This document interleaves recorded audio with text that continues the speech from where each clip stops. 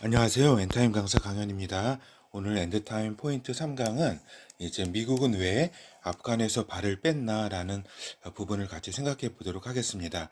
이제 결론적으로 저는 혹시 그 우크라이나 사태를 염두에 둔 포석은 아니었을까 하는 생각을 해봅니다. 이것이 이제 저의 어떻게 보면은 그 결어다라는 말씀을 좀 드립니다. 먼저 이제 본어를 살펴보면은 이제 그 아프간 철군에 대한 여러 분석들이 있었다. 그러니까 아프간 철군은 이제 21년 8월 31일까지가 이렇게 있었잖아요. 근데 너무나 갑작스럽게 단행된 아프간 철군이었다. 그러니까 8월 16일, 17일 정도 때 바이든이 결정을 했으니까 불과 2주도 안 된 그러한 사이에 전격적으로 발표가 되고 전격적으로 철수가 되었다. 그러니까 어떻게 보면 이렇게 갑작스럽게 단행된 것에 대해서 여러 분석들이 있었다라고 하는 것입니다. 그래서 그런데 아프간을 포기해야 할 갑작스러운 이유가 있었나라고 우리가 돌이켜 볼 때 그 당시에는 전혀 감을 감을 잡지 못했다라고 하는 겁니다. 왜 이렇게 포기를 이렇게 아프간을 지금까지 한 30년 동안 30년인가 정확히 모르겠네요. 한 20년 동안 한 20년이겠죠. 20년 동안 이렇게 거기를 잘 엄청난 이제 자원을 그 돈을 투입을 하고 또 자원을 투입을 하고 또 이렇게 군사를 투입을 하고 이렇게 공을 들여왔는데 이렇게 갑작스럽게 이렇게 포기해야 될 이유가 있었나에 대해서 많은 분석가들이 이제 이렇게 여러 가지 이제 그 그러니까 분석하는 게 굉장히 어려웠었죠. 그렇게 볼 때 그 당시 많은 분석이 있었는데 다 빗나간 예측들이었다라고 하는 것입니다. 그렇죠. 그래서 이제 그때 나온 이제 분석 중에 하나가 저기죠. 예, 그 많은 예측들 중에 하나가 중동 지역의 패권을 조정하는 것이 아닌가 하는 그러한 분석도 있었습니다. 우리가 보면은 여기가 이제 아프가니스탄이잖아요. 아프가니스탄. 그러니까 여기 이제 그 이란, 바로 이제 이란이 그때 여러 가지 이제 문제를 일으키고 있었고 하니까 이란을 또 흔들기 위한 여기가 이제 여러 가지 핵 문제라든가 이런 게 있기 때문에 또한 여기 아프가니스탄 여기 물론 이제 이란과 친한 측면도 있지만 여기 탈레반 세력이 또 그 IS 또 세력이 있어가지고 이란과 이렇게 종파적으로 그러니까 이란이 이제 그 저기 시아파라고 한다면 아프가니스탄 탈레반들은 순니파들이기 때문에 이제 저기죠. 그, 그 어떤 종파적으로 이렇게 그 싸울 이런 그 개연성도 있기 때문에 이러한 어떤 포석이 아닌가 하는 분석도 있었다라고 하는 것입니다. 그리고 이제 대중국 견제를 위해서 한 것이다. 그러니까 위구르 이제 신장 지역의 이제 그 회교도와 여기 이제 아프가니스탄 이제 보면은 이제 저기죠. 여기 보면은 이제 여기가 신장 위구르 아니에요. 신장 위구르 지역이니까 여기 여기 회랑을 통해서 여기 그 이슬람 세력이 이쪽에 들어가서 중국 내 여러 가지 그 분리 독립을 운동을 하게 되는 어떤 그 당시 이제 한참 중국과의 어떤 대결이었으니까 뭐 지금도 마찬가지지만 하여튼 그때 첨예하게 대중국 정책이 이제 미국의 초점이었기 때문에 이러한 분석도 상당히 힘을 얻고 있었다라고 하는 겁니다. 그런데 지금 보면은 바이람 공항도 이제 중국에 이제 지금 어, 벌써 또 손에 들어가고 한 거 보면은 또 이것도 아니고 지금 보면은 그러니까 이 대이란 견제체 또 대중국 견제체 이러한 분석들이 여러 가지 상황으로 볼 때 아니었다라고 하는 것입니다. 그렇죠. 그러면은 또 미국이 고립주의 외교 노선으로 복귀한 것인가 하는 분석도 있었다. 그런데 이것도 지금 보면은 그렇지가 않다라고 하는 겁니다. 그리고 미국의 국내 정치적 상황에 어떤 필연적인 어떤 상황이었냐 이렇게 하고 이런 분석들이 있었지만은 이러한 어떤 필연적인 어떤 이유는 없었다라고 하는 것입니다. 그래서 여러 가지 이제 분석들을 내놨지만 다 빗나간 예측들이었다라고 하는 겁니다. 그렇게 볼 때에 지금 이제 시간이 흐르고 지금의 우크라이나 사태가 초점이 되어 있는 상황 가운데서 혹시 우크라이나 사태, 우크라이나 전쟁을 준비한 것이 아니었나 하는, 급하게 준비한 것이 아니었나 하는 의구심이 이렇게 드는 것이다라고 이렇게 저는 보고 있다라고 하는 겁니다. 즉 우크라이나 그 전쟁을 준비하는 것이었다. 그러니까 미국의 이제 정보력이라든가 이런 걸 볼 때에 또 이렇게 미국이 만만하게 이렇게 움직일 나라는 아니다. 어떠한 상황들을 이렇게 보고 움직이는데, 그 당시 푸틴이 이제 21년 7월에 이제 우크라이나는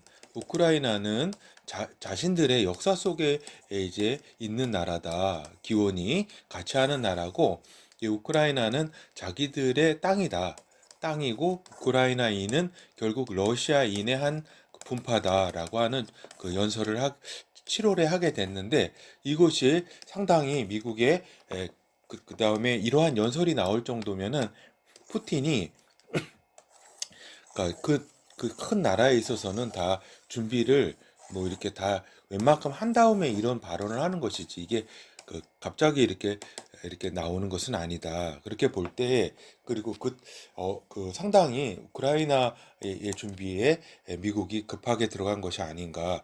그리고 이제 그 이후에 미국의 행동을 보면은 계속 우크라이나 사태를 부추기는 듯한 미국의 행동을 했다. 마치 우크라이나 침공이 있으면은 다 막아주겠다라고 하는 그러한 어떤 그 뭐라 그럴까, 액션을 취하면서 여기에 이제 그 항공모함 함대도 파견하고, 여기가 아마 제가 볼 땐 이제 5함대일 거예요. 여기 5함대가 파견됐을 텐데, 그 아니면 여기 6함대인가, 제가 기억이 잘 안 나네요. 하여튼 그 함대까지 여기 파견을 하고, 또 뭐7천 명을 여기 우크라이나에 파견하겠다, 뭐 8천 명을 파견하겠다, 이렇게 설레발을 치면서 계속 그 우크라이나를 완전히 그 침공을 하게 되면 참전할 거의 그런 액션을 취했다, 미국이. 근데 결과적으로는 발을 뺐지만, 그렇게 하면서 그러한 이제 미국의 행동, 그리고 그렇게 볼 때에 우크라이나 사태를 통한 미국의 이익은 어떤 것인가라고 볼 때에, 러시아와 한 30여 년 정도, 30년도 더 넘죠. 냉전 이후에 지금 어떤 그 러시아가 어떤 군사력이 물론 이제 체첸하고 이제 크림반도 사태 때 그 러시아의 그 군사력을 쓰긴 했지만은, 그 민병대 중심, 그 크림반도에 있어서는 민병대 중심, 또 그 체첸도 민병대 중심으로 많이 움직였기 때문에 어떤 군사력에 대해서 정확한 평가가 힘들었다. 근데 이번 사태를 통해 그 러시아 군사력을 게 어떤 수준을 알아볼 기회가 완전히 이렇게 보는 그러한 이득이 있었다. 그리고 유럽을 그래도 단결시키는, 유럽으로 하여금 전쟁에 대한 경각심을 불러일으키는데 미국이 하나의 그 우크라이나를 포석으로 쓴 것이 아닌가. 그리고 미국의 군사 무기의 대유럽 수출, 이 부분에 있어서 상당히 지금이 이제 그 노르웨이, 스웨덴이라든가 그 다음에 어디예요? 독일이라든가 여러 가지 나라들, 이탈리아라든가 이런 여러 나라들이 지금 미국의 군사 무기를 이렇게 구매하기 위해 줄을 섰다라고 하는 보도가 이렇게 들리고 있다. 그러니까 여러 가지 미국 군사무기의 대유럽 수출에 지금 미국은 상당한 지금 이익을 보고 있다, 국가적으로. 그리고 이제 경제 제재로 인한 러시아 경제의 어려움을 이끌었다. 그래서 러시아를 고립시키는데 상당한 이제 어려움을 물론 취하게 했다라고 하는 겁니다. 그렇죠.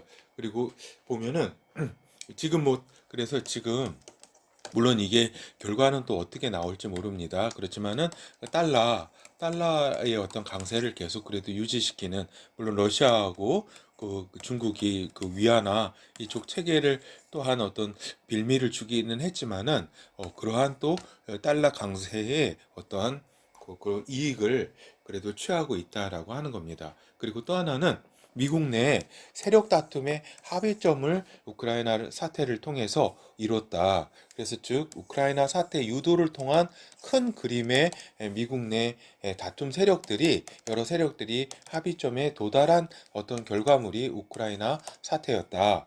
우크라이나 전쟁이었다라고 하는 겁니다. 첫째로는 미국 지금 이제 바이든 세력 그 PC 좌파 세력도 건들지 못하는 것은 미국 내 네오콘들이다. 근데 네오콘들이 따로 움직이는데 하나의 이제 큰 세력인데 네오콘의 욕구, 니즈를 충족시키는 것이었다. 그러니까 끊임없이 이 네오콘의 어떤 군산 복합체라고 그러죠. 군산 복합체는 끊임없이 어떤 전쟁이, 그러니까 자본주의가 끊임없이 확대돼야지 자본주의가 또 이렇게 번영 발전하듯이 이 미국의 군산 복합체도 끊임없이 전쟁과 군수물자가 투입이 되어야지 이 네오콘 세력과 군산 복합체 세력들이 생존과 직결 때문에 이러한 욕구들이 있었다라고 하는 겁니다. 이것이 욕구가 충족되는 것이 우크라이나 전쟁이다. 그리고 글로벌 세력의 욕구 또한 충족되는 것이다. 글로벌 세력은 러시아라고 하는 내셔널리즘에 바탕한 그 러시아를 가만둘 수 없는 그러한 상황이었다. 그런 러시아 그러니까 글로벌 세력들이 러시아를 어떻게든 박살내지 않고서는 그 어떤 글로벌 세계의 어떤 상황 속에서 그 자신들의 그 스케줄대로 이렇게 가기는 힘들다. 그러한 의미에서 글로벌 세력도 이제 뭐 겉으로는 뭐 우크라이나 이렇게 뭐 저기 뭐라고 해야 되나? 그 미디어를 가동시켜서 이제 심리전을 쓰고 이제 불쌍한 이렇게 우크라이나 이런 모습을 보여주고 막 뭐 이렇게 전쟁 뭐 이런 식으로 전쟁 반대의 모습을 보여주지만 실질적으로는 누구보다도 또 기뻐할 이런 세력들을 이런 환경들을 만들어내는 것이 글로벌 세력이다. 그리고 이제 미국을 폭망시키려는 극자 세력의 욕구도 충족되는 것이 우크라이나다. 여기에 핵심적인 것이 결국에는 이제 미국을 이렇게 그 내셔널리즘에서 망가뜨리는 것이 이 극자 세력의 어떤 사회주의 세력이죠.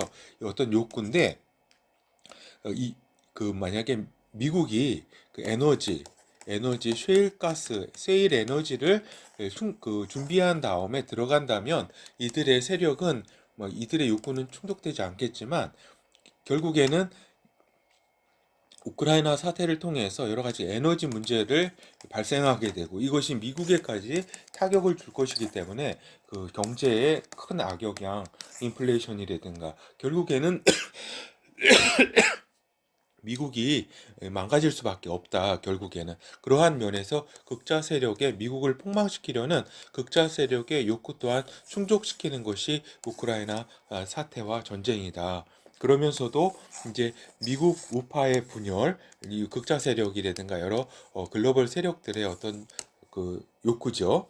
분열 즉 요 네오콘 세력과 그 다음에 트럼프 세력, 마가 세력이라고 하죠. 그러니까 마가 저기 Make America Great Again, 그 위대한 미국을 다시 위대하게라고 하는 이러한 세력들이 있잖아요. 그러니까 트럼프는 이런 우크라이나 전쟁에 반대하고 또 어떻게 보면 러시아를 좀 두둔하는 듯한 발언을 하고 이러잖아요. 왜냐하면은 중국에 완전히 이렇게 지금의 미국은 중국에 이렇게 맞춰줘야 된다고 생각해서 러시아와는 어떤 연합과 연대를 해야 된다는 것이 트럼프 마가 세력의 기본적인 생각이거든요. 그래서 우파를 이제 이러한 네오콘 세력과 트럼프 마가 세력과의 어떤 저기죠 그 분열을 통해서 또 이제 우크라이나 전쟁을 통해서 미국 내 여러 가지 이렇게 결과적으로 만들 수 있기 때문에 미국 내 다툼 세력의 어떤 이러한 그 합의점으로 빠르게 도출된 것이 우크라이나다라고 하는 것입니다. 그렇죠. 그렇게 볼 때에 저기죠. 그러니까 우크라이나로 우리가 보면은 우크라이나로 또 갑자기 그 관심 전체가 다 모였다. 모든 미디어가 우크라이나 전쟁만 이렇게 그 보도를 하게 되고, 그러니까 요거는 전 세계 미디어가 6개의 그룹, 또 이 그룹도 결국에는 하나예요. 글로벌 세력이 리드하는 그러한 모든 미디어가 우크라이나 전쟁만을 모든 걸 내보내면서 이제 쏙 들어간 코로나 팬데믹이었다. 그러니까 사기임이 점점 드러나는 코로나와 백신 강요에 대해서 이제 우크라이나 전쟁이 완전히 이제 그 모든 그 주의와 이제 관심을 이제 돌리는데 성공을 하게 되는 것이다. 그래서 결국 아무도 책임지지 않는 상황을 만들게 되었다. 코로나와 백신에 의해 그러한 어떤 사태에 대해서. 그렇죠. 여기에는 물론 또그 오미크론이라고 하는 이제 감기 독감 정도 수준으로 떨어진 그러한 것이 어떻게 보면은 이들의 계획을, 글로벌 세력의 계획을 이렇게 어, 충족시키지 못한 그런 것도 있다라고 하는 것입니다. 하여튼 제가 볼 때 우크라이나 전쟁은 우발전 전쟁이라기보다는 고도의 체스판 게임이었다. 그래서 국제 정치, 경제 게임은 국제 정치와 국제 경제 게임은 한 나라 단위로 지금은 분석 불가능한 단계에 이르렀다. 즉 미국 하나의 어떤 분석 또 아니면 내셔널리즘의 기초에서 나라를 기본 단위로 해서 분석하는 것은 이미 한계에 이르렀다. 그래서 이러한 게 분석하는 것은 어떤 뭐랄까 이 시대에 지금 맞지가 않다라고 하는 겁니다. 그만큼 이제 글로벌한 된 세계가 지금 되었다라고 하는 것이 것을 의미하는 것이고 국가 단위를 뛰어넘는 세력이 존재한다라는 것을 우리가 예측해 볼 수 있다라고 하는 겁니다. 그러니까 우리가 이 세력이 이제 대두되지는 않았지만 지금 그 과거에는 한두 수로 이렇게 그 이 세계의 진행 그 국제 정치와 국제 경제를 분석할 수 있었다. 그런데 한두 수로는 이제 어림도 없는 그런 복잡성이 지금 지배해서 다섯, 여섯 수를 보면서 이렇게 세계를 움직이는 세력들이 이렇게 존재한다. 그래서 이 우크라이나 사태는 지금까지의 어떤 단순한 어떤 어, 기존의 전쟁이라기보다는 물론 와는 다른 특색을 띈다. 그러니까 어떤 글로벌 세력과 어떤 미국 세력이라든가 여러 가지 큰 어떤 합의점에서 나온 다섯 여섯 수를 본 그러한 측면이 강하다고 이렇게 볼 수 있다라고 하는 겁니다. 그러니까 미디어를 동원할 수 있는 그러한 세력이다라고 볼 수 있다. 그래서 미디어에서 지금 또한 전쟁을 또한 어떻게 만들었냐면 그런 환경으로 또 변했냐면은 미디어로 실시간 볼 수 있는 전쟁이 됐다. 그러니까 이제 개인기를 보여주는 그러한 전쟁이다. 그러니까 드론이 전쟁의 중심에 서게 되고 그리고 각각의 개인 미디어 SNS라든가 이제 인터넷을 통해서 중계되는 중계되는 그러한 전쟁이 됐다. 하여튼 이제 우크라이나 전쟁부터는 전쟁 게임이라고 하는 형태로 진행이 되고 있다. 그래서 요 게임 전쟁 게임이라고 그러죠. 그렇죠. 그래서 이제 지구인 모두가 전쟁 게임의 참가자 및 영향을 받는 자들이 됐다. 영향을 받는다는 것은 적어도 경제적으로 타격을 받게 된다. 그러니까 그것이 결국 우리에게 오는 이제 저기죠. 인플레이션이라고 할 수가 있죠. 인플레이션. 그래서 이제 뭐 여러 가지 우크라이나가 가진 그 곡물 시장의 어떤 그런 움직임이 이제 타격을 줄 거고 우리가 네온 가스 제가 얼핏 들으니까 70% 6, 70%가 저기라네요. 우크라이나에서 나오는 것이기 때문에 네온 그 사인 뭐라 그럴까 그 전등 이런 거 만드는데 상당히 그 가격이 굉장히 올랐다 그러네요. 하여튼 여러 가지 영향을 받는 그러한 수준이 이렇게 벗어날 자는 이제 없게 됐다라고 하는 것입니다. 그렇기 때문에 일단 또 하나 이제 우리 다시 한번 우리가 보게 되는데 국제 관계에 있어서는 영원한 우정이 없다. 결국 아프간은 바둑판의 하나의 버린 돌이었지 아닌가 하는 그러한 생각을 해본다. 그러니까 미국으로서는 이 아프간 개입이 우크라이나 전쟁의 어떤 개입과 그다음에 거기서 얻어들 여러 가지 그 이익이 결국 아프간에서의 어떤 이러한 그 허울 좋은 명분이 있잖아요. 그 명분 뭐예요? 민주주의를 이식한다라고 하는 그러한 부분에 있어서 그렇죠. 이곳을 철수하면은 미국이 누구보다도 알았을 거예요.